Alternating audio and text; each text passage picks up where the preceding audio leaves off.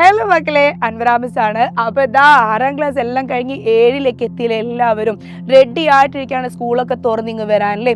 അപ്പോൾ പലപ്പോഴും എന്താണ് കുഞ്ഞുങ്ങൾ എൻ്റെ ചോദിക്കാറുണ്ട്, മിസ്സേ നമ്മൾ ഇംഗ്ലീഷ് ടെക്സ്റ്റ് ബുക്ക് മാത്രം വായിച്ചാൽ അല്ലെങ്കിൽ നമ്മളെ പാഠങ്ങൾ മാത്രം പഠിച്ചാൽ നമ്മൾ ഇംഗ്ലീഷ് അടിപൊളിയായിട്ട് പറയാൻ പറ്റുമോ, നമുക്ക് A+ കിട്ടുമോ എന്നൊക്കെ ചോദിക്കാറുണ്ട്.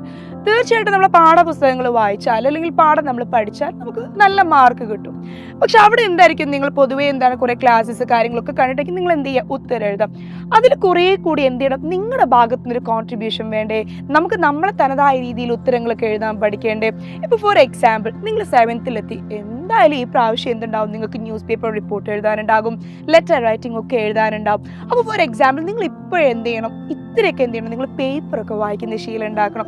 ഒന്നില്ലെങ്കിലും അറ്റ്ലീസ്റ്റ് നിങ്ങൾ ഹെഡിങ് എങ്കിലും വായിച്ചു പോകണം, അല്ലെങ്കിൽ ആദ്യത്തെ ഒരു കുഞ്ഞ് പാരഗ്രാഫ് അല്ലെങ്കിൽ 3-4 വരിയെങ്കിലും വായിക്കുന്ന ശീലം എന്താ അങ്ങ് ഉണ്ടാക്കണം. അതാവുമ്പോൾ എന്താ, നമുക്കൊരു എക്സാമിന് നമ്മൾ ക്വസ്റ്റ്യൻ ചോദിക്കുകയാണ്, ഒരു ന്യൂസ് പേപ്പർ റിപ്പോർട്ട് ചെയ്യുന്ന സമയത്ത് നമുക്ക് എന്ത് ചെയ്യും, നമുക്ക് ഓട്ടോമാറ്റിക്കായിട്ട് നമ്മൾ ഉള്ളിൽ നിന്ന് എന്ത് ചെയ്യും, ആ ഒരു രീതിയിലുള്ള ഉത്തരങ്ങൾ എന്ത് ചെയ്യും വരും. ഓക്കെ, ഇനി ഫോർ എക്സാമ്പിൾ ഒരു ലെറ്റർ റൈറ്റിംഗ്, ഇപ്പോൾ ഒരു അപ്രിസിയേഷൻ ലെറ്റർ എഴുതാമെന്ന് വിചാരിക്കുക, നിങ്ങളുടെ കൂട്ടുകാരിയെ അഭിനന്ദിച്ചിട്ട് അല്ലെങ്കിൽ കൂട്ടുകാരനെ അഭിനന്ദിച്ച്.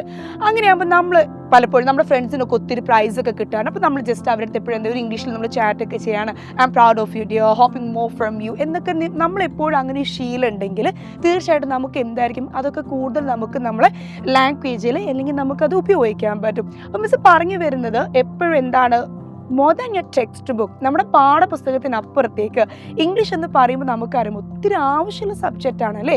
നമുക്ക് എപ്പോഴും നമ്മൾ ജോലിക്കൊക്കെ പോകുമ്പോൾ ഇന്ന് ഏറ്റവും കൂടുതൽ വേണ്ട എന്താ, ഇംഗ്ലീഷ് ലാംഗ്വേജിലൊരു ഫ്ലുവൻസി വേണം നമുക്ക്. ഓക്കെ, അതേപോലെ നമ്മൾ എവിടെ പോകുമ്പോഴും നമുക്ക് എന്താ പറയുക, ലാംഗ്വേജ് എഫിഷ്യൻസി നമുക്ക് വേണം. ഓക്കെ, അതുകൊണ്ട് തന്നെ നമ്മൾ എന്ത് ചെയ്യണം, കൂടുതൽ നിങ്ങൾ 7ാം ക്ലാസ്സിലെത്തിയ പ്രാവശ്യം USS പോലുള്ള എക്സാമൊക്കെ നിങ്ങൾ എഴുതണം.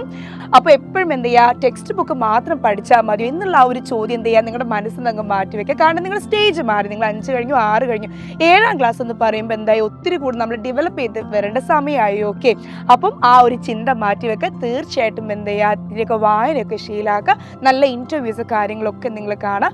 അതോടൊപ്പം അത്യാവശ്യം നിങ്ങൾ എന്ത് ചെയ്യുക, ഇംഗ്ലീഷ് നമ്മുടെ നല്ല നല്ല പ്രോഗ്രാംസ് ടോക്സ് ഒക്കെ എന്ത് ചെയ്യുന്നു കേൾക്കാം. Okay, bye bye.